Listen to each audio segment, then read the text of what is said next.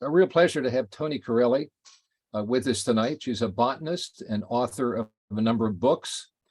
She's a real expert on the local flora of San Mateo and Santa Clara counties. She's a botanist. She's actually been the curator of two herbaria. First, the Sharsmith Herbarium at San Jose State, and also the herbarium, the Oakmead Herbarium and Collections at Jasper Ridge Biological Preserve on Stanford campus. And she was associate curator there for about 21 years. She has a long history with CNPS. She's been the Santa Clara Valley chapter president and vice president. She was the rare plant chair for 35 years.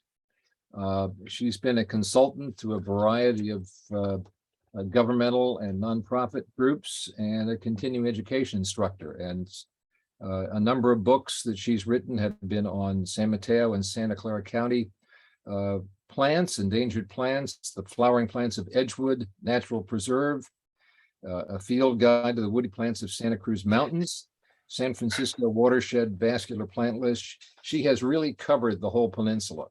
So it's a real pleasure to turn this over to you to talk about wetland plants, Toni. Okay, thanks a lot. Hi, everyone. I'm Toni Corelli. Thanks for joining me today for my talk about the wetland plants along the San Mateo Coast. The map on the left shows the public lands along the San Mateo Coast, a narrow strip of land 50 miles long from Thornton State Beach to Año Nuevo. The plants and habitats that occur here are influenced by the rocky shore where it meets the Pacific Ocean, and includes marine terraces, coastal bluffs, sandy dunes, beaches, marshes, and creeks and streams that flow westward from the slopes of the Santa Cruz Mountains to the ocean. In my presentation today, I'd like to show you some of the wetland indicator plants and habitats they occupy on public land along the San Mateo Coast, mostly west of Highway 1. I would like to respectfully acknowledge the indigenous people and tribes that have lived and that live and have lived along the San Mateo Coast for thousands of years. They managed their natural resources and tended the land that provided the natural resources needed for their livelihood.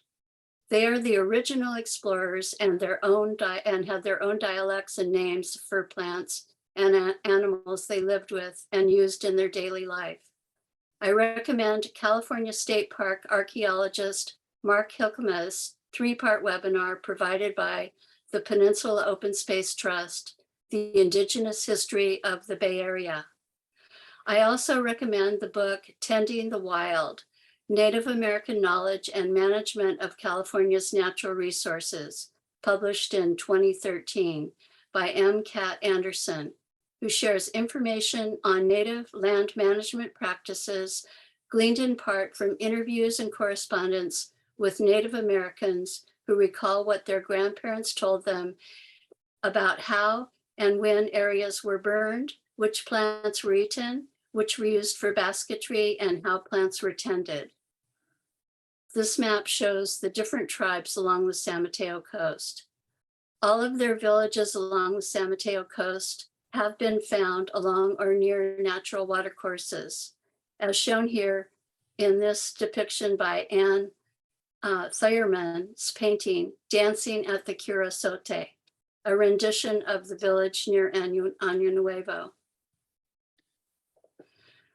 The map on the right shows our 13 watersheds we have along the San Mateo Coast. These watersheds have over 14 creeks and streams that flow to the ocean here. These are just some of them.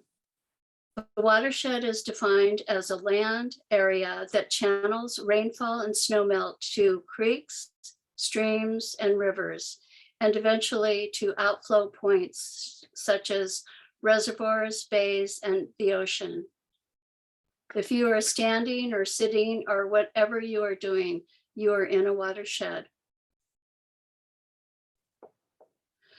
Shown on this map, we have five groundwater catchment basins along the San Mateo Coast, adjacent to the ocean. These natural basins have been formed by the creeks and streams that flow from the top of and slopes of the Santa Cruz Mountains westward to the ocean over time. These basins occur in low-lying areas, marine terraces, and valleys along the coast. Water accumulates in these catchment basins as runoff from rain and combination of topography, elevation, and soil conditions make these areas rich in wetland vegetation. This is an aerial drone photograph taken by Steve Mahler showing part of our Half Moon Bay marine terrace and water basin. The whole of Half Moon Bay Terrace groundwater basin surface area is about 14 square miles. It includes 4 watersheds, 6 creeks that flow to the Half Moon Bay Terrace water basin. The soil is rich in alluvial ancient river deposits that have eroded from the streams that flow down into the Half Moon Bay Terrace, making our area rich in wetland plants and habitats. So the Santa Cruz Mountains and the water flows down into our beautiful Half Moon Bay Marine Terrace. These are some of the wetland habitats along the San Mateo Coast. The coastal riparian, which you can see here at Cal Purisima Trail, the creeks and stream outlets, shown here at Pomponio Creek, seeps and springs on sea cliff faces, shown here at Año Nuevo, coastal ponds at Pigeon Point Light Station, saltwater, brackish, and freshwater marshes, the whole of Pescadero Marsh, and seasonal wetlands, shown here on the walkway to Franklin Point. How do we know what plants indicate a wetland habitat? The table on the left is the classification of wetland indicator plants based on the plant's ability to tolerate wetland conditions, published by the U.S. Army Corps of Engineers in 2012. So the classifications are obligate wetland plants, almost always occur in wetlands. Facultative wetland plants usually occur in wetlands, but may occur in non-wetlands. Facultative wetland plants occur in wetlands and non-wetlands. Facultative upland plants usually occur in non-wetlands, but may occur in wetlands. And upland plants almost never occur in wetlands. It's a bit ambiguous, but facultative means capable but not restricted to a particular function. The number of wetland indicator plants shown in the table on the right is based on the National Wetland Plant List that has a downloadable database of wetland indicator plants. It was also published by the U.S. Army Corps of Engineers. I used their database to enter the information into our database to see how many wetland indicator plants occur along the San Mateo Coast, and found that for our native species, we have 58 species of obligate wetland plants, almost always occurring on wetlands, 69 species of facultative wetlands, usually occurring on wetlands, but may occur on non-wetlands, 48 species of facultative wetland plants occur in wetlands and non-wetland plants, and let's see, 3 species of upland plants almost never occur in wetlands. These are just our native plants that occur along the San Mateo Coast. Total number of possible indicator plants is 223, which is 46% of our total number of native plants that we've observed on the San Mateo Coast so far. The total number of species, non-native and native, that we've observed is 788 species so far.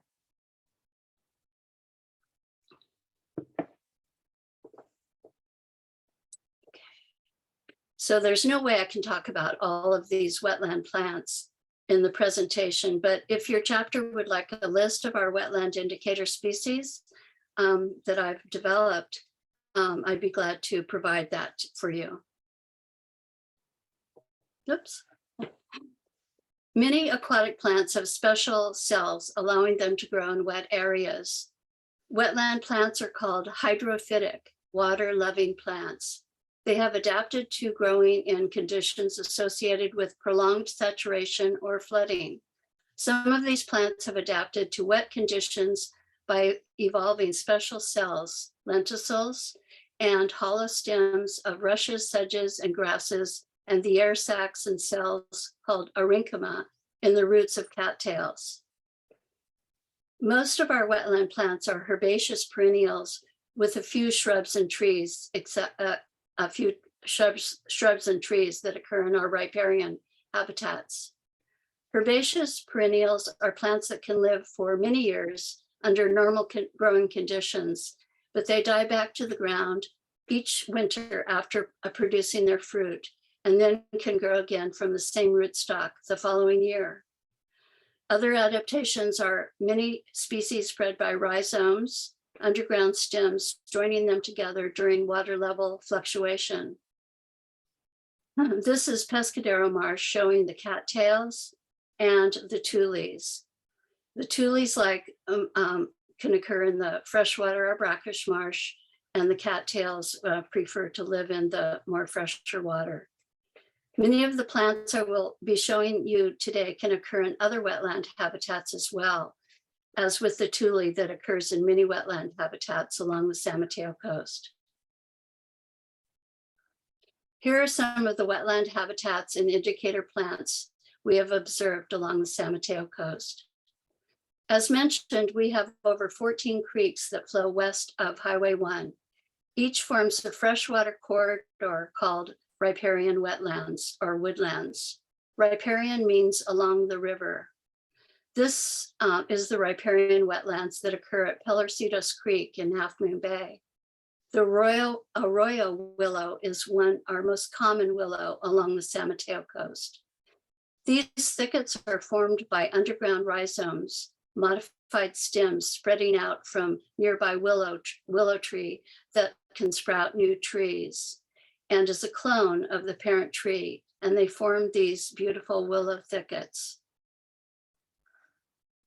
Further along the creek, this photo shows that the willows open up and we have a diverse underground, a dense underground wetland vegetation as well.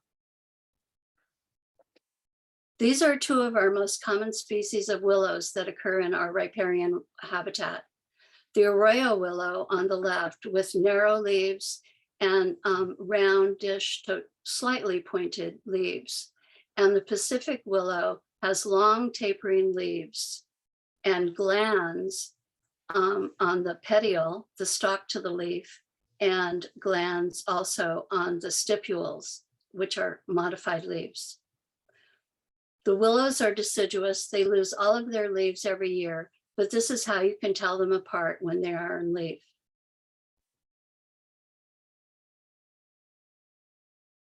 Willow inflorescences containing their flowers are called catkins, looking similar to the shape of a cat's tail. Female flowers on the left and male flowers shown here on the right are on separate trees. This is called dioecious, two houses, female on one plant and male on another. The seeds are produced on the female flowers, here showing the tiny seeds that have hairs that are carried away by the wind. The right, this photo shows the male catkins with many flowers. Each flower has two yellow stamens. This is the red alder tree on the left. You can see it growing here, getting its new leaves. The upper photo shows the mature leaves, and the lower right is showing the underside of the leaf and the edge that is slightly curled under. This is a diagnostic characteristic which distinguishes it from other alders. The center photo shows the flowers, again called catkins, the female flowers and the male flowers. The red alder is adapted to wet conditions by evolving specialized cells called lenticels that are raised pores on the stem and allows entrance of oxygen and the output of carbon dioxide and water vapor, helping them live in riparian habitats. Another adaptation is that the tree hosts nitrogen-fixing nodules on the roots that makes nitrogen an essential element for plant growth available to the plant.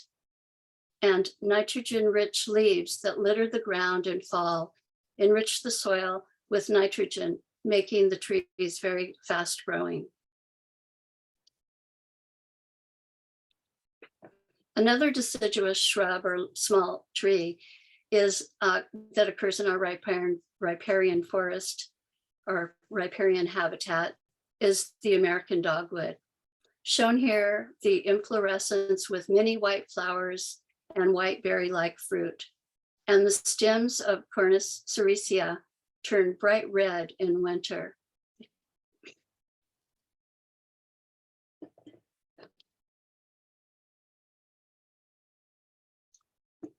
Riparian wetlands are also rich in understory wetland indicators. Most species are herbaceous perennials that flower in summer. Pacific oenanthe is an obligate wetland plant in the APACE, the carrot or parsley family. This photo shows the large green leaves and the inflorescence in clusters of many white flowers. Another wetland indicator is salmonberry, Rubus spectabilis, shown here with its beautiful magenta flowers and red berry. Along the Cowell Purisma Trail is one of the few places west of Highway 1 where you will see this species, making it very uncommon along the San Mateo Coast. Watercress is in the Brassicaceae family, the mustard family, often found in rocky beds of creeks and streams. It has hollow stems that allow it to float in the water. This species, Nasturtium officinale, is a common plant found in wetlands throughout North America. One of our native veronicas, Veronica americana, American brooklime, is another obligate wetland indicator. The stems elongate and root at the nodes, sometimes forming dense colonies, keeping them in place in wet areas. One great trail to see the riparian wetland vegetation is the Cowell Purisma Trail in Half Moon Bay. The trail runs right along the cliff edge and crosses over the Purisma Creek, where you can see so many of our riparian wetland indicators. This is the riparian forest there, and very dense with mostly willows and a rich understory vegetation of wetland indicators. As the creeks get closer to the ocean, the riparian habitat gives way to creeks and stream outlets. The vegetation changes and the creek and stream outlets form a natural boundary between our creeks and ocean. As the freshwater drains to the ocean, the water can be brackish, become slightly brackish, especially during tidal fluctuation. This is what some of our creek and stream outlets look like here at San Pedro Creek, Gazos Creek, and Tanitas Creek. Some of the wetland indicators in our creeks and stream outlets include the broad-fruited burr reed in the Typhaceae, the cattail family. The leaf blade is long and narrow and has very sharp edges. The flowers are in branches shown here with the showy female flowers and the male pollen-producing flowers above. The female flowers produce a distinctive round cluster of mace-like fruits. Small fruited sedge, Scirpus microcarpus, is in the Cyperaceae, the sedge family. Many members of the sedge family throughout the world are wetland indicators. Small fruited sedge is a herbaceous perennial that spreads by underground rhizomes, forming these dense clumps where it grows. The inflorescence is branched and the flowers are in head-like clusters. And this photo shows what the flowers look like when they're going to seed. Another member of the Cyperaceae sedge family is white root or Santa Barbara sedge, a common plant in many wetland habitats along the coast. They have long, densely tangled underground rhizomes and roots, helping to control erosion. They often occur on embankments where the creek meets the sandy beach. The many flower spikelets are shown here. The terminal spikelet is staminate with male flowers only, and the lower spikelets have usually both staminate and pistillate flowers below. Amazing that plants are so different in adapting to, in their adaptation to ensure reproduction. Shown here growing at the mouth of Pelocitos Creek is Western Dock, easily told apart from other docks by its large leaves and tall inflorescence and flowers that turn reddish brown with age. Next on our coastal freshwater are our coastal freshwater ponds that usually have some standing water in them all year long. Most ponds are made for agricultural use, but some are formed naturally from water runoff to low-lying areas. They are often surrounded by California tules shown here. And this right photo shows the inflorescence and the individual spikelets. Tules occur in many other wetland habitats along the San Mateo Coast, including the saltwater marshes. Here is the pond. It's actually an earthen dam at Año Nuevo, where you can see the bright pink flowers of the water smartweed. Persicaria amphibia forms a wetland, forms a wetland habitat for animals. And the seeds are an important source of food for wildlife and wetland birds.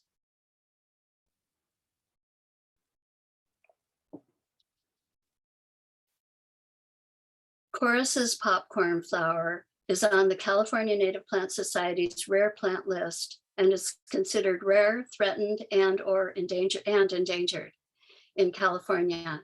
It occurs only along the California coast from San Mateo to Monterey County, making it endemic, only occurring in California.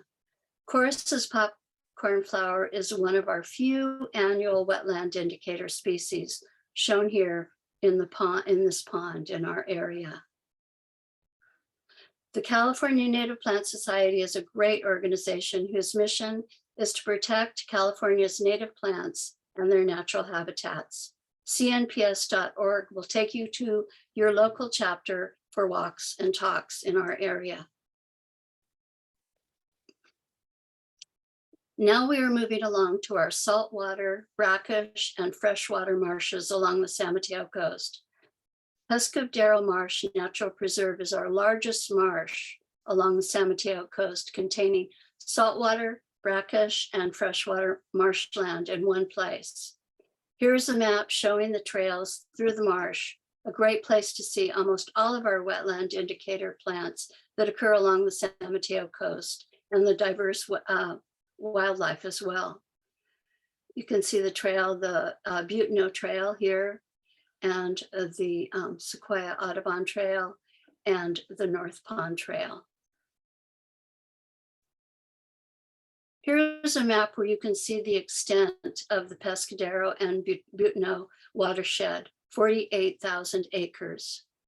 Pescadero Creek is 26 miles long and drains from the top and down the slopes of the Santa Cruz Mountains to the ocean.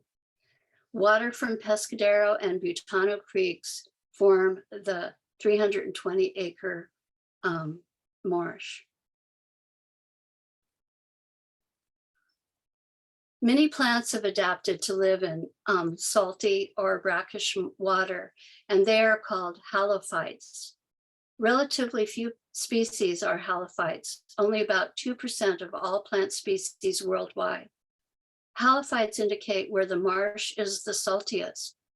There are three main ways the halophytes deal with living in salt: secretion, accumulation, and exclusion of salt.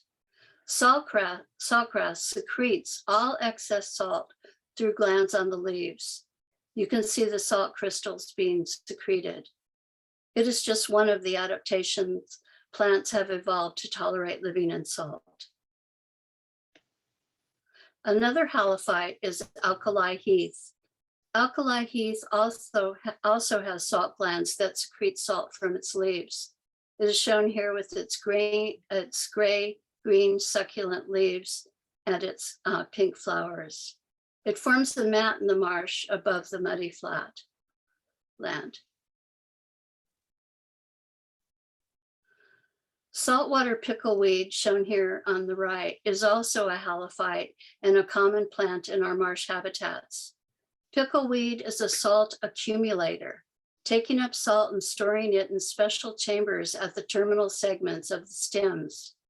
When these become full of briny water, they turn red and drop off from the plant, removing the salty part of the plant. This photo on the right here shows the stems with their tiny flowers. The plant on the left is salt marsh dodder, also called golden thread. It is a parasitic plant often found on pickleweed along the coast. Germinating dodder seeds germinate a small vine that grows and seeks out pickleweed. Once growing on pickleweed, they get all of their nutrients from it, flowering and setting seeds while living entirely on the pickleweed. This is a photo I took yesterday of the pickleweed, actually a few days ago, pickleweed and the golden coloration of the dodders plants flowering right now along the Butano Trail. The golden thread showing here, dodder, and all this pickleweed, probably be totally covered with it. You can see a little bit of the red starting to show in the pickleweed as well. Another halophyte found in the marsh is Jamea in the sunflower family, shown here with its succulent leaves. Jamea forms spreading branches and can root at the leaf nodes, forming dense patches. Jamea is a salt excluder. It has special cells in the roots that block salt from getting to other parts of the plant. A walk through the TULES and the cattail, you can see our two most common plants in the marsh, the TULES and the cattails. TULES can live in freshwater or brackish water, and cattails mostly prefer fresh water. TULES are also called bulrush, form dense stands in the marsh. It spreads by underground rhizomes that support the whole ecosystem in tidal fluctuation. TULES are very important to the native people. The strong stems are used to make boats, homes, and baskets. The broad-leaved cattail is mostly found in the freshwater in the marsh. The inflorescence is spike-like with the male flowers above the female flowers. Male flowers, female flowers.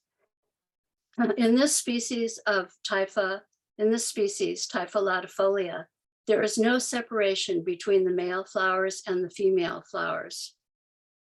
And this is how we easily tell it apart from other TULES that are common in our area. The seeds produced by the female flowers are minute and have tufts of hairs attached to them, and they are dispersed by the wind.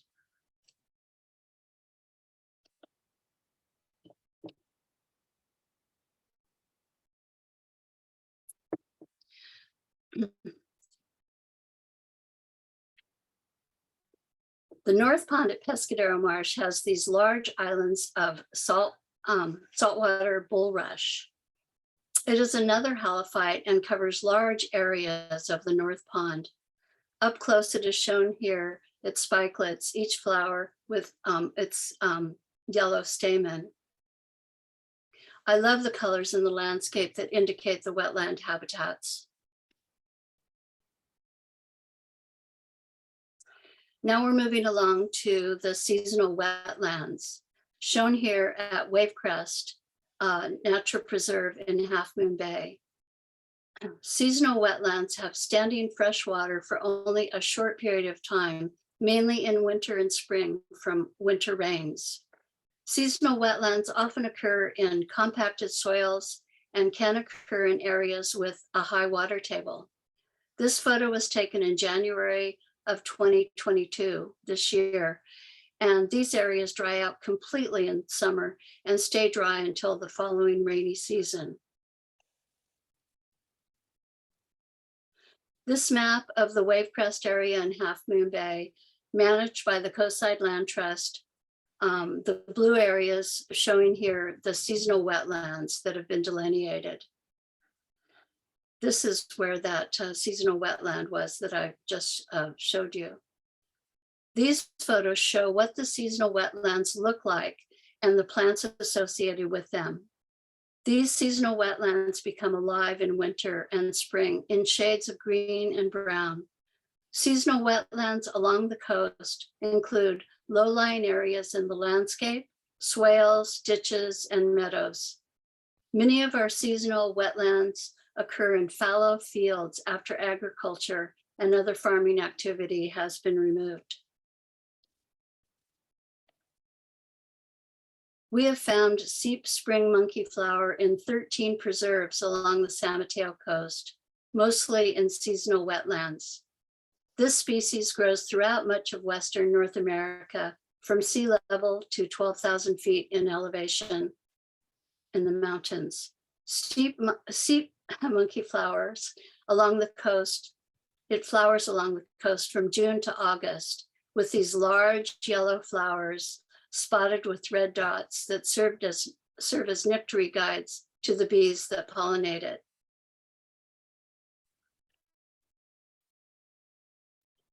The dense flowered willow herb is an annual wildflower that blooms in late summer. The stems and leaves secrete a wet dew that is cold to the touch. Later flowers form a dense cluster of flowers, giving it its common name, the dense flowered willow herb.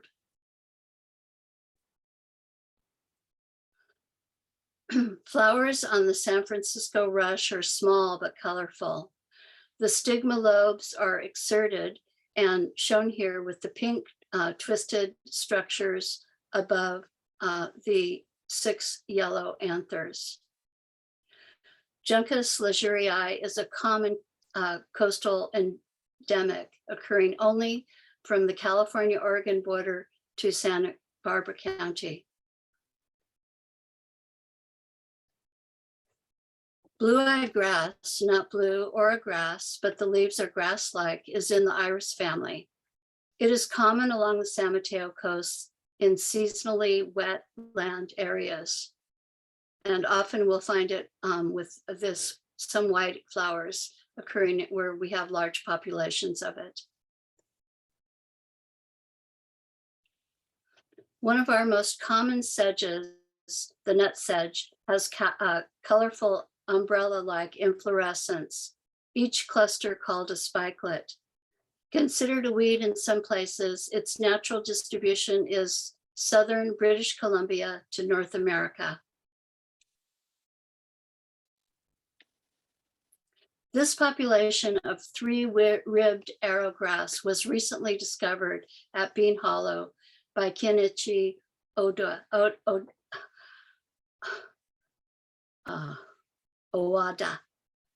It had never been observed or vouchered, no herbarium specimen for San Mateo County before.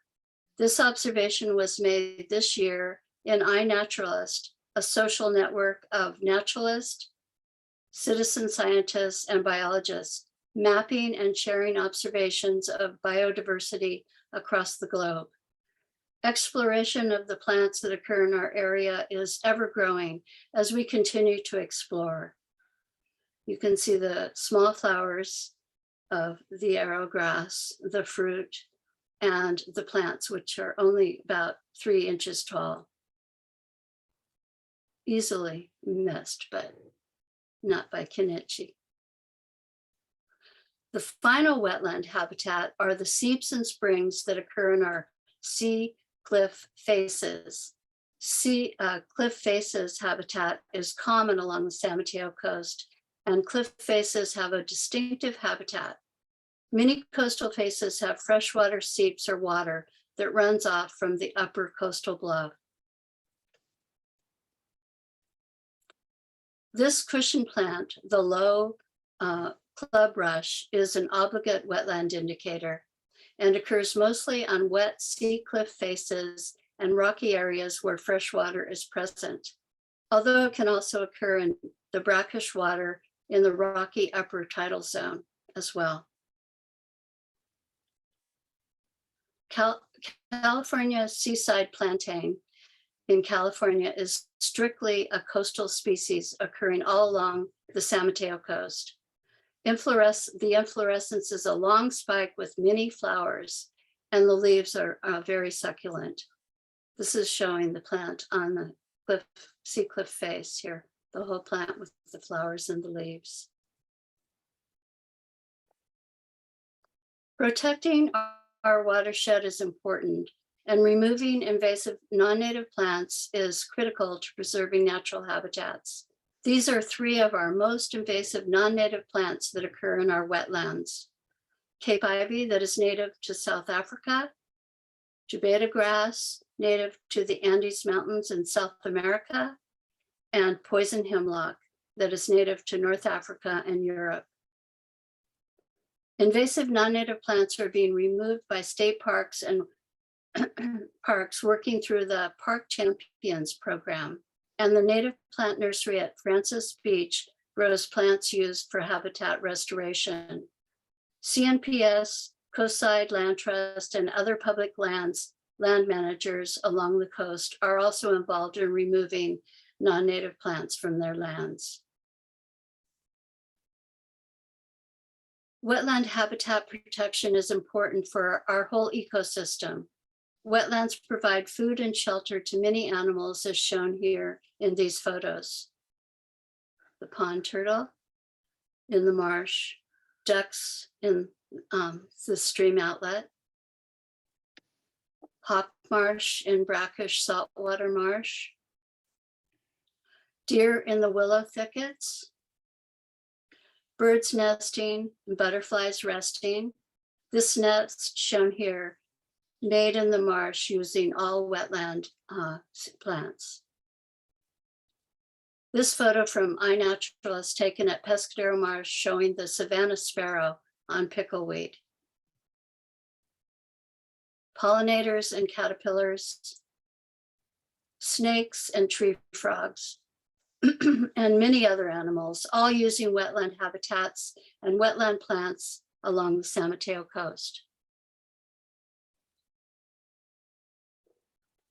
I hope I have shown you how diverse our wetland habitats are, and that you will be able to identify some of the wetland habitats and indicator plants that occur here along the San Mateo Coast. I would like to introduce you to my 2 field partners who have helped me find, photograph, and identify the plants and habitats along the San Mateo Coast. This is Avis Boutel, and this is Nancy Frost. We have published this book, The Plants and Plant Communities of the San Mateo Coast, that includes photographs of 100 of our most common plants that occur here and information about our habitats and plant communities. The books can be purchased at State Parks Visitor Center along the San Mateo Coast. All profits go to the Coastside State Parks. These photographs that I've presented today in this webinar are by Avis and I, unless otherwise noted on the photograph. This is a reference page. If you'd like to know more about our wetland plants and habitats along the San Mateo Coast. Thank you for joining me today, and I hope this presentation will help you identify some of our wetland indicator plants and habitats while visiting our mini parks along the San Mateo Coast. Thank you to the Marin chapter of the California Native Plant Society for sponsoring this webinar, and I'll be glad to take your questions. Thank you, Toni. That was fascinating. I've driven that road many times and never stopped. And you've given me a real reason to spend a lot more time there, Yes. particularly at Pescadero, which is a gorgeous marsh.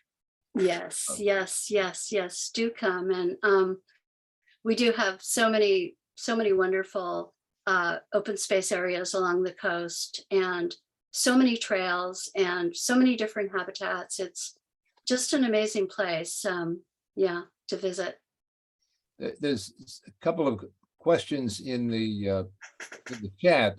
Harold Hirsch asks, is river dogwood able to live outside of wetlands? Well, that's a good question. I think not. I've only seen it in wetland habitats. However, I did plant one in my front yard near my neighbor, and they water that area a little bit. So not a lot, but it does get some water, and it's doing very well just with the little amount of water that it has. Is river dogwood referring to Cercia? American dogwood, Okay. yes. I have one on my side yard. It gets very little water, and it's actually lush. So I guess I'm a case study of one that it layers, the stem layers, so it's spreading. Oh yes. It's yes, that maybe you have a high underground water table there. I don't know. It's in an area that I consider riparian, but that's a stretch. It's in terms of the amount of water it gets. Yeah, mine doesn't, they hardly water that area at all. So, and it's doing really well, but we do have a high underground water table here in Half Moon Bay. And Yvonne McHugh asked, did the Native people have a particular use for dodder? I do not know of a use for dodder. And yes, I don't know. It's a very minute plant. So yes, I don't know. I don't know the answer to that question. Have to look that one up. And Harold asks, what are the main differences between bay marshes and coastal marshes? Yes, difference. The difference is probably the amount of salt, perhaps, because the bay marsh is, I believe, much saltier than our Pescadero marsh, but I don't know that for sure. Definitely different flora and fauna as well. So probably pretty different. Wendy points out, asks, what does stem layering mean? It's when a plant lays a stem down on the ground and actually roots form at that point, and it becomes a clone, a new plant. That's right. It's almost like underground rhizomes, but those are above ground stems. What you're talking about, layering. Yes. And Yvonne asks, on the plant excluder shown with solid salt on the stems, is that actually sodium chloride or a mixture of salts? No, it's a mixture of salts, because physiologically it undergoes changes once it enters the plant. And Dale Danley asks, what are some of the conditions in a coast riparian system that favor the red alder over the willow? Yes, I would say that the red alder is more, let's see, Okay, the red alder is more in the riparian corridor above. They're both above the riparian, the water usually, although you can find willows in water. You very rarely find alders in saturated water. So let's see the question. What was the question? I'm sorry. What are some of the conditions in the coast riparian system that favor the red alder over the willow? Yes, what I've noticed is that the alders appear further away from the influence of the ocean, from the Pacific Ocean.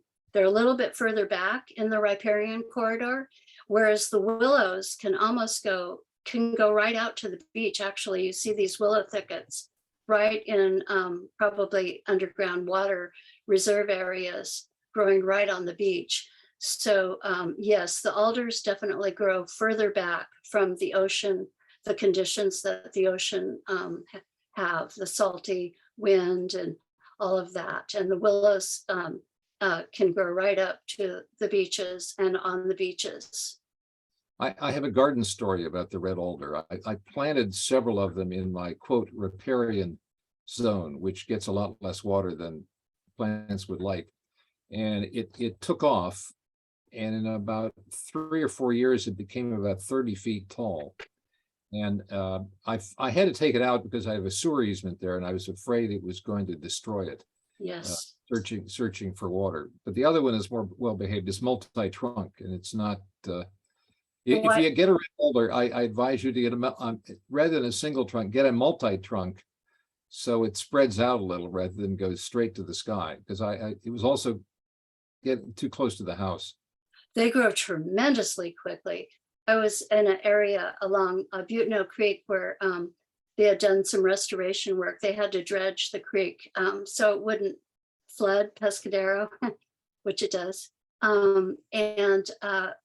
Just in a year's time, the alders had grown from like a foot tall to like 10 feet tall in 1 year. It's amazing. I think it has a lot to do with the nitrogen, the nitrogen in the leaves. Yeah, they're amazingly fast. And Julie, you can unmute and ask your question. Actually, it's kind of a question, and it's kind of a, and I think it's a question more for you and other Marin familiar persons, but it's also a observation. The red alder stand at Muir Beach, which I have known well for a long time, but not lately, not the last 15 or so years. It goes through a cycle where they grow and also it stands in water part of any wet winter, but they grow really tall. And then there comes a time which happened, I think in like the 90s, the last time it happened, where most of them die and fall over and they grow up again. And the part of my question was, I just wondered how, since I haven't been to Muir Beach too much in the last many years, how tall is it now? For somebody who knows, the alder stand that's by the Pelican Inn. Yeah. Does anybody know the answer to that question?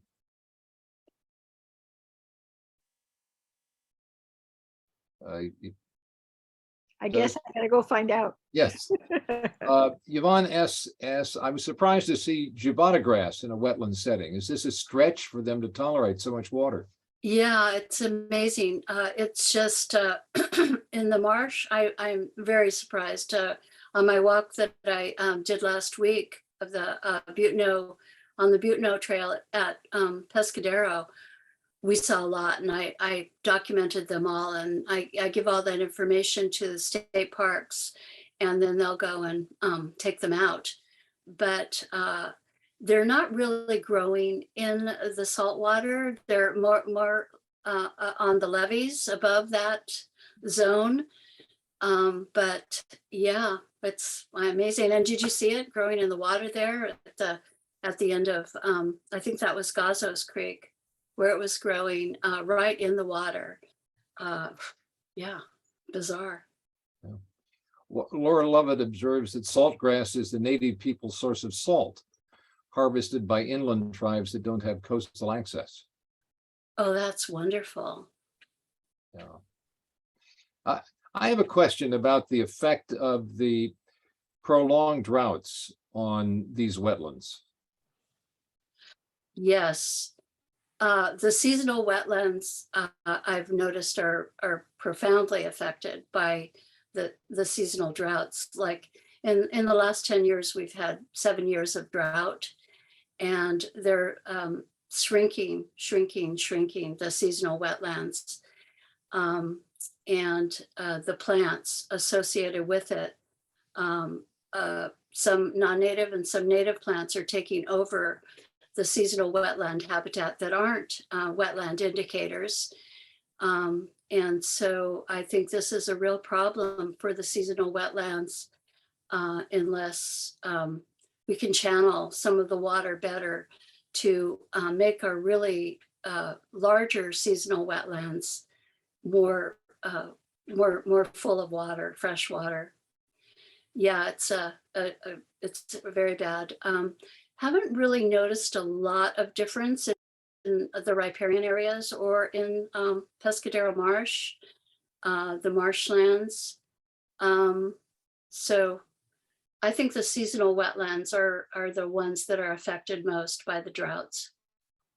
Is that because Pescadero Marsh is of such scale that it can withstand, it has more resilience than the Yes. smaller one?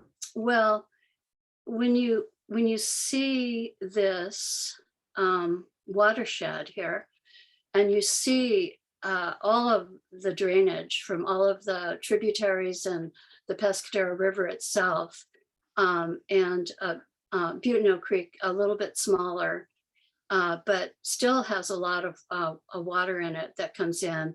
Of course, the drought does affect that, but there's still a lot of water, fresh water that comes down there to the marsh. So I haven't really seen a change there. There has been a lot of work done at Pescadero Marsh recently because of the levees that are there to make it more natural. Because part of the marsh was under agricultural use up until about, I guess, 20, maybe 25, 30 years ago. And it's all come back with marshland now, but they wanted to make it more like it was before the agricultural land was made there. So no, I haven't really seen a lot of change there, and I go there a lot. So it's one of my favorite places to visit. Like I said, there's so many trails there and so much to see. And on the flip side of drought, we've gotten these flood events, these atmospheric rivers, and have there been any serious floods that have affected these marshes, and what impact has that had? Yes, mainly log jams that affect the riparian wetlands. A lot of logs coming in an atmospheric river, a lot of logs coming downstream. But again, the atmospheric river vent really has affected the seasonal wetlands as well, because when it does come through, it's such a flat land that all of the whole area is like washed away almost, even the plants and everything. And then, they've gotten to places where there isn't a seasonal wetland and they die. Oftentimes, the seeds are there and the plants do come back, but it takes a good deal of time. But the atmospheric rivers definitely also cause a bit of problem for all of our wetlands in one way or another. Yvonne asks, is there any effort to study the microbiota of the soils, et cetera, of these precious water associated habitats? It puzzles me how mitigation is done to replace or create a new wetland without this aspect being included. Yes, I know they have taken soil cores in Pescadero Marsh.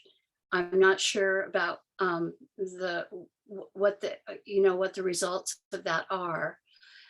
They also do a lot of water samples in some of our riparian corridors and in the Pescadero Marsh as well, that can show a lot about, how the water, what the water quality is like. We do have a lot of bacteria and other things that come into our watershed, and but yeah. I think what the question may have been directed at are things like mycorrhizae and those things that Yeah. fungal, Yeah. bacterial critters that provide the symbiotic are in symbiotic relationship with plants. And do you know what extent that exists in marshes like it exists in forests? No, I don't. I haven't really seen a lot about that, but it doesn't mean it hasn't been done. Just have to do some Googling to see if I can find some papers that talk about that. But on my own research, I haven't come across anything where they've studied the mycorrhizal association in the marsh or in any of our wetlands here along the San Mateo Coast. There's an analog to Yvonne's question right here in Marin, and it has to do with a forest health study that's being done by One Tam, which is a very good study. Unfortunately, they don't have the resources to do any kind of microbiota analysis of the soils to see what changes have occurred under various circumstances. And we now know that the complexity of what's under the soil is many, many times greater than what's above the soil, and equally important in terms of mycorrhizae and all the other things that are down there, often in symbiotic relationship with the plants themselves. Yes. So that's that's a huge gap in our knowledge. It is a huge gap, but we've become aware of it now. How important it is to our forests and the communication, between plants as well. So yeah, maybe they'll do a lot more research on that now. I hope so. I hope so. That'd be nice.